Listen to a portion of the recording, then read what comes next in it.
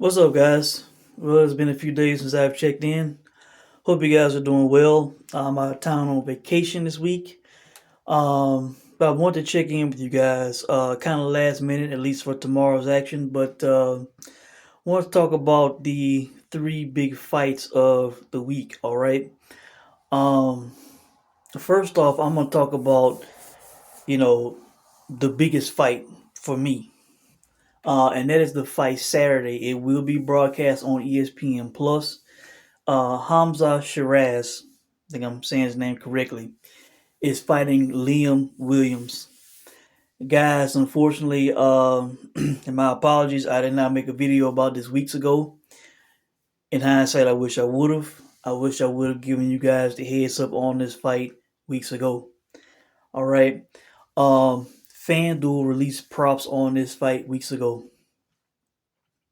I was waiting for the props.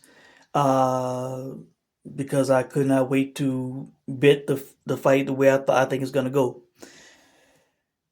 Guys, I first saw Hamza Shiraz a few years ago, maybe 2 years ago at this point. It was when Ammo Williams was getting ready to fight River Wilson Bent, and I was thinking about playing Ammo Williams in that fight to win by knockout. And I saw that Bent had been stopped.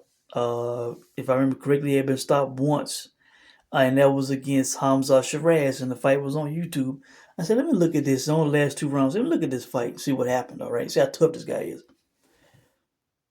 And I'm watching this fight. As soon as the fight, I'm like, who the hell is this guy? It's Hamza Shiraz. Immediately you see that the guy is huge for middleweight, very tall. Just very tall and slender, man. I mean, this guy's a monster at the weight. And River Wilson Bent was outsized. He was outpowered. He got beat up. All that. All right, he got stopped in 2 rounds. And I thought to myself, man, this guy gonna be a problem. And I never forgot his name. Now I had not seen any of his fights before that or after that, but I never forgot the guy's name. Um, and so when I saw that he was fighting Liam Williams, the same Liam Williams who the last time he was in a real fight was 2 years ago now when he fought Chris Eubank. Officially, he got dropped 3 times, well, 4 times, but really he got dropped 3 times, all right? The fourth time was a cuffing shot behind the head. We're not going to count that. But in rounds 1, 3, and 4, Liam Williams was dropped by a jab. He was dropped by Chris Eubank's jab all 3 times. He was dropped terribly, in a way that makes me feel that his chin is gone. Also, looking back at it, the way he's blinking his eyes, like when he's getting up off the canvas, that's not a good sign, man. That is not a good sign, in my opinion.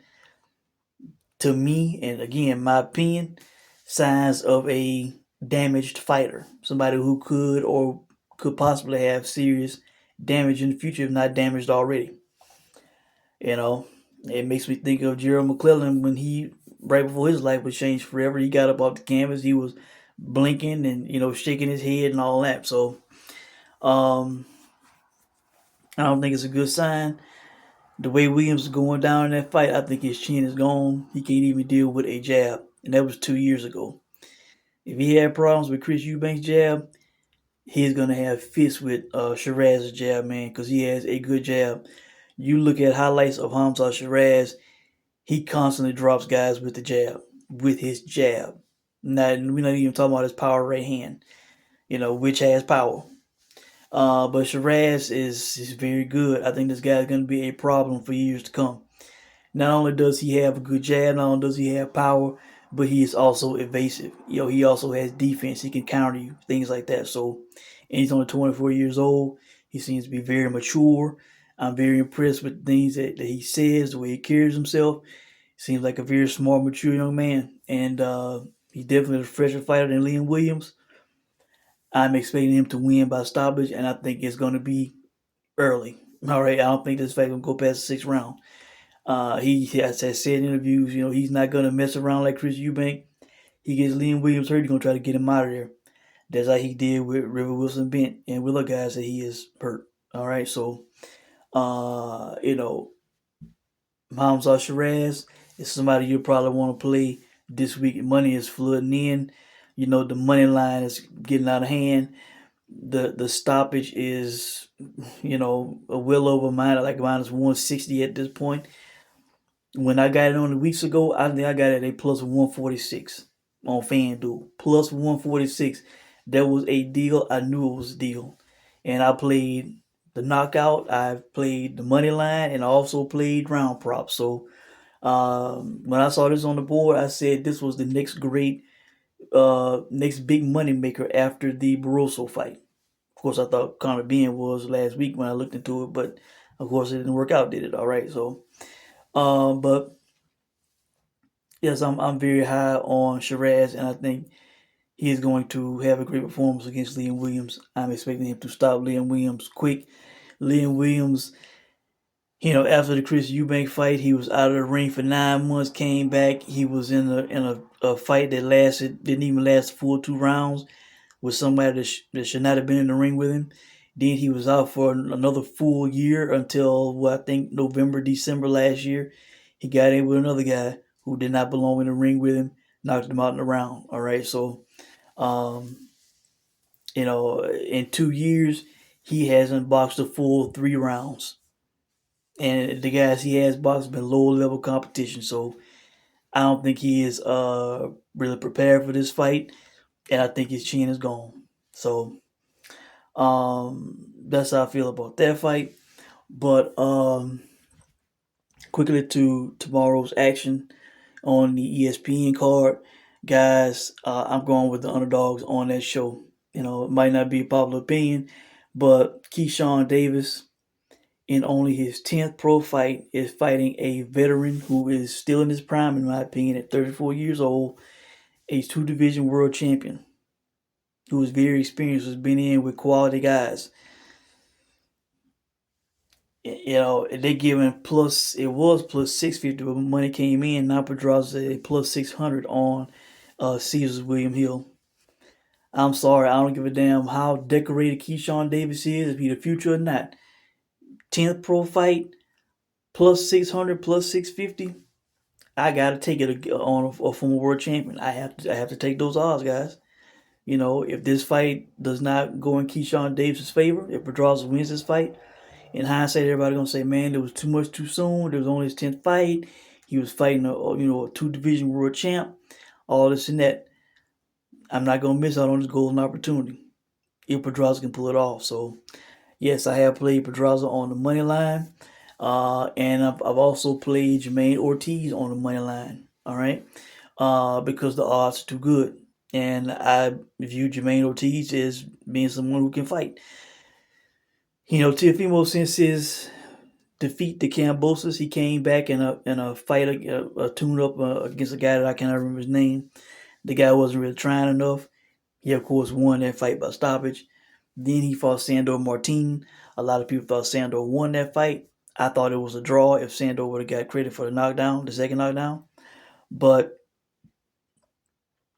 Sandor was not aggressive enough. He didn't let his hands go enough for my liking. And then uh, Teofimo fought Josh Taylor. While he seemingly should get a lot of credit for that win, he did become a champ. He beat a champ. Josh Taylor has not been the same since he became undisputed. He looks like a shell of himself, and he looked like a shell of himself that night. The first round, he looked kind of decent. After that, it went all downhill. So, he really was not effective. He was not pressuring enough, nothing like that. So, I think Jermaine Ortiz will be the first guy since Cambosos to really let his hands go and really try to test Teofimo. I don't think he's going to be patient, trying to play the boxing game, thinking game, all this and that. And I think he's going to be letting his hands go. So, and I hope he will. I hope he tests this guy. Because mentally, where's Teofimo, man? We know he's had some out of the ring stuff.